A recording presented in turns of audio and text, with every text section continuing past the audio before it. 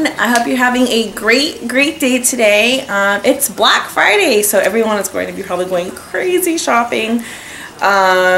Today, aside from being Black Friday, as it was 11 years ago, today is my Sarah's birthday. She's 11, and I'm blown away that she's 11. Also, for you Gilmore Girls fans, today is the day that Gilmore Girls: The Year in the Life came out, and oh my god, just saying that. So as I did with Autumn and Brooklyn and Luna, I thought I would take this opportunity to sit down and tell you, I don't know what happened, no one's crying, so we're good, and tell you Sarah's birth story.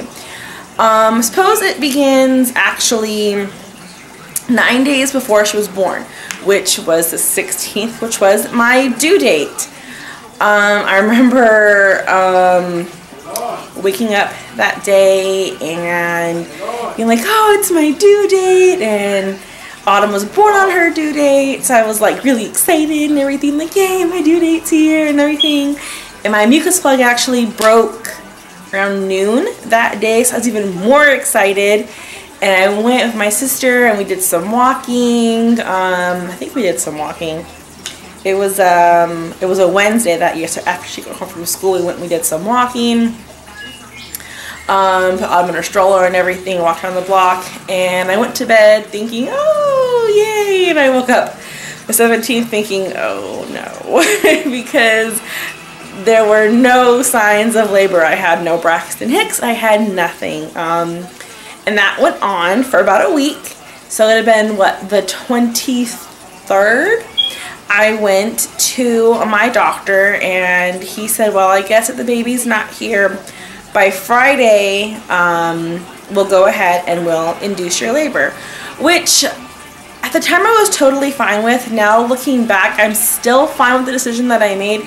However, I wish I would have known a little bit more about the process and the different ways you can be induced, because back then I didn't. So yeah, so Thanksgiving was the next day. I made my very first Thanksgiving dinner. I was 41 weeks pregnant at that point and nothing. So I took Autumn over to her dad's house, which was the plan anyway, because his family tends to do things the day after Thanksgiving. I don't know why, but that's how they just do it, at least back then. I don't know about now. So my sister and I and my mom went back to my apartment. My sister, of course, at the time was living with me. So she was there and my mom was there just in case, you know, something happened overnight, and nothing did. So we got up around 4 in the morning. I tried to sleep that night, but knowing you're being induced the next day is very, very nerve-wracking. So I did not sleep very well. So we got up around 4. Got to the hospital, which was only about 20 minutes away. We got there right around, I want to say around 6 we got there, signed all the paperwork, got in my room, and the Pitocin was turned on at 7:20 in the morning, according to the paperwork. They keep very, very specific records at this hospital that I had her at. So yeah, it was 7:20 in the morning, and my doctor came in, not even a half, it was before 8, so like less than 40 minutes later, my doctor came in, and he's like, we're gonna go ahead and break your water. So they went ahead and they broke my water. And I probably should have said this before, but with Sarah, I actually was given 3 different due dates. I was given November 16th, November 7th, and November 11th. However, all of my diagnostic tests, the ones that have to be done within a certain amount of time, I think it was the AFP test, and there's some other, the gestational diabetes test, they were all done according to the November 16th date. So my doctor, I guess, made that my official due date, but she really could have been due the middle of December. But anyway, based on her size when she was born, I really don't think that she was, because well, I'll get to that part in a minute. Anyway, so the doctor came and broke my water, and things started getting moving. At around 11 o'clock, I was at 3 centimeters and 70% effaced, if I remember correctly. I don't remember what exactly I was whenever I got there, but I knew I wasn't like I was like maybe a centimeter, if that. Because I had been a fingertip in the office on Wednesday prior. So they went ahead, broke my water, checked me and everything, and my mom and my sister were making bets. I don't remember which had which, but one of them had from 1 p.m. to 3:30, and the other one had from 3:30 to 5 that she would be born. So that was kind of funny. Anyway, during the contractions, it was not that bad. I remember I was sitting up reading a book in labor. I talked to Autumn a couple of times as well, and I remember as soon as the contraction came, I'm like, shh, shh, don't talk, don't say anything at all, because talking made it worse, I guess. So anyway, yeah, that was right around, I remember what time it was. It was around maybe 1 o'clock. My mom and my sister decided that they were hungry and they were gonna go down to the cafeteria because I could not eat, obviously. So yeah, they went and they did that, and while they were gone, the nurse came in and we were chatting and everything was fine. And then all of a sudden, they were gone for a long time, they were gone for like an hour. All of a sudden, right around 2 o'clock, I started having very, very intense contractions. Like, it seriously went from very, very mild, very, very manageable to, oh my god, someone's trying to break my body. Just like that, which I suppose is very common when it comes to being induced. So that's how that went, and I was seriously writhing in pain. I was in so much pain, but I had promised myself that I was not going to get the epidural, which, looking back, maybe I was dumb not to, but whatever. Anyway, so doctor came in and checked me, or the nurse checked me at that point, I think it was the nurse, and I was at 8 centimeters. I'd gone from 3 to 8 very, very fast, because she had checked me right before my mom and sister left, and she checked me again about an hour later, and I was at 3 still, and then I was at 8 like an hour later. So I had gone from 3 to 8 in an hour, which, I mean, second baby is still pretty fast. So I'm, having a lot of pain, and then right around 3 o'clock, my mom and my sister still weren't there. I don't know where the heck they were, but they were not there yet.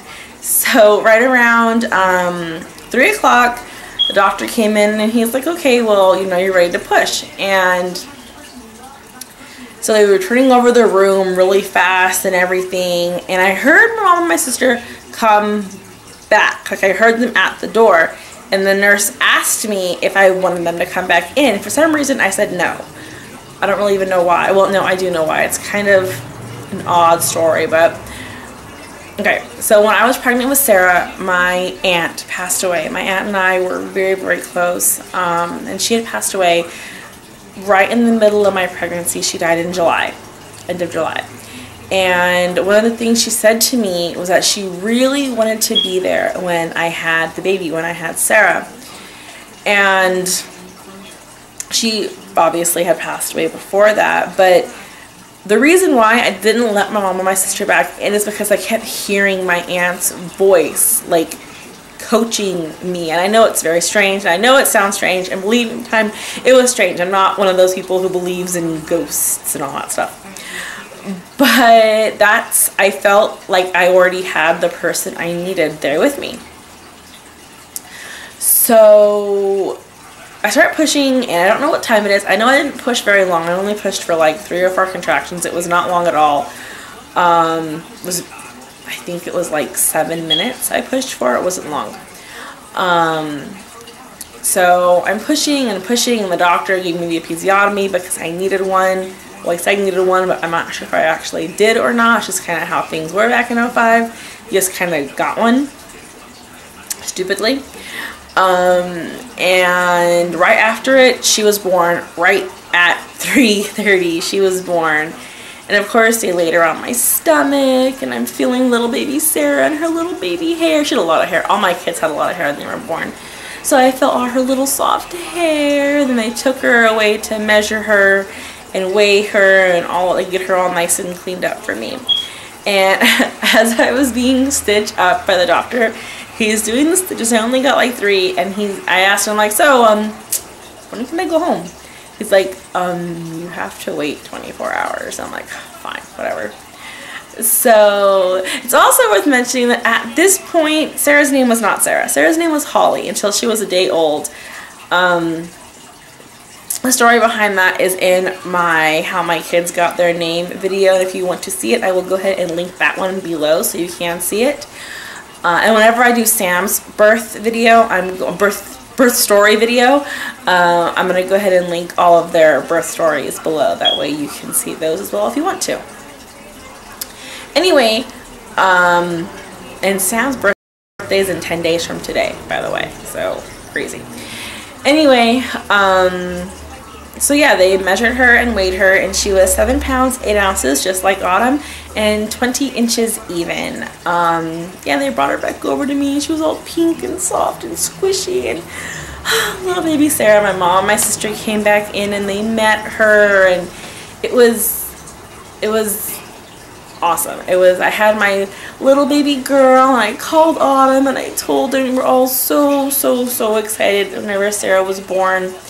It was, I mean, her birth story, I guess, kind of sounds like a lot of other birth stories, you know, overdue, induced, hospital, whatever. But to me, it was so special and so beautiful. And I'm so blessed and so lucky to have her. She's an amazing person. And I can't imagine not having her. Like, I can't imagine what life would be like without her, without any of them. But she's so amazing, and I am so blessed, so fortunate to be her mother.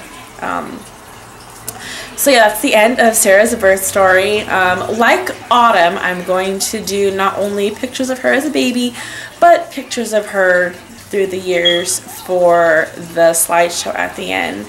I hope everyone had a great Thanksgiving. I hope you're not too bloated today, and that you're all just feeling as, I guess, blessed as I am. So have a great day, and I'll talk to you guys later. Bye.